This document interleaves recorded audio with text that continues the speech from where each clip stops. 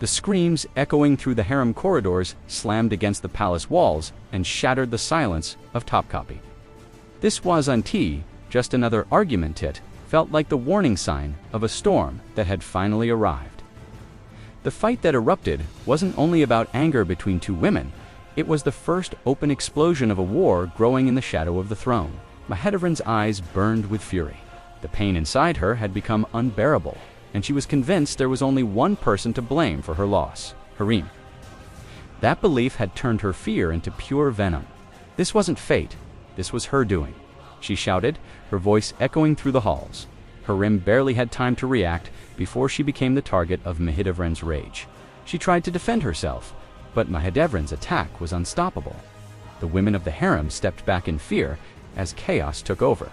At the last moment, Gulsha rushed in and fought to pull Mahidevran away.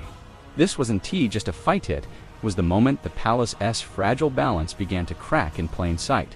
Harem lay motionless on the floor. Her breathing was uneven, her face pale. The attendants exchanged terrified glances. Her condition was far worse than they expected. Mahidevran was dragged away, but the fire in her eyes hadn't faded. Everyone felt the same thing in that moment. The harem had crossed a line it could never go back from, and the shockwaves of this moment would never stay contained inside these walls. In the palace, no secret stays hidden forever. It didn't take long for the valid sultan to hear what had happened. The moment she did, her expression hardened. She wasted no time and went straight to Mahidevran's chambers. The air inside the room felt heavy, as if unspoken words filled every corner. The valid sultan's gaze was ice cold. "You will answer for this," she said, her voice leaving no room for argument. But Mahidevran's response was unexpected. There was no fear in her eyes, only unshakable belief.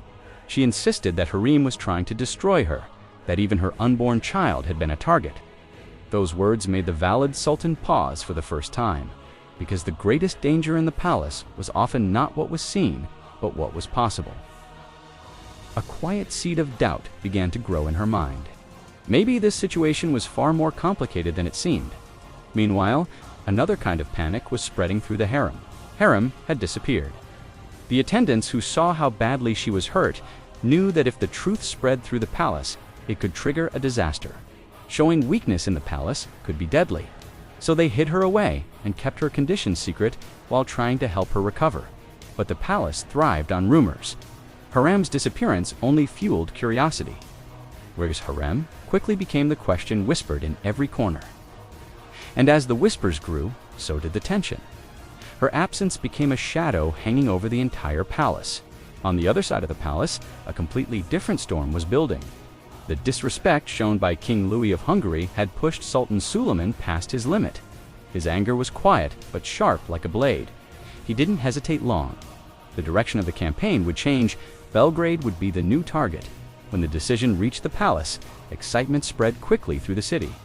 Across Istanbul, the expectation of victory began to rise like a wave. This wasn't just a military campaign, it was a declaration of strength and determination. The people welcomed their sultan's decision with excitement and pride. But the war inside the palace was far more dangerous than the one outside. When Sultan Suleiman asked to see Harem, the palace was shaken once again. Then something unexpected happened. Harem refused to come. The sultan had been turned down. It left him stunned.